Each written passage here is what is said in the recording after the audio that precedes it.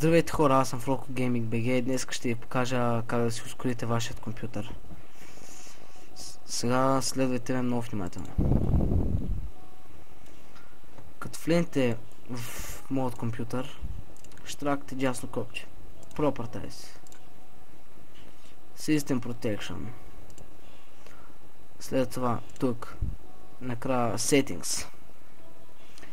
И вие като отворите, нали, ето това прозорче от тук, ще ви се покажат всички отметки, че са запълнени.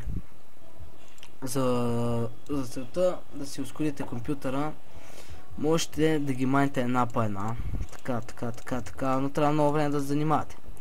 Или просто да цъкате напред последната отметка.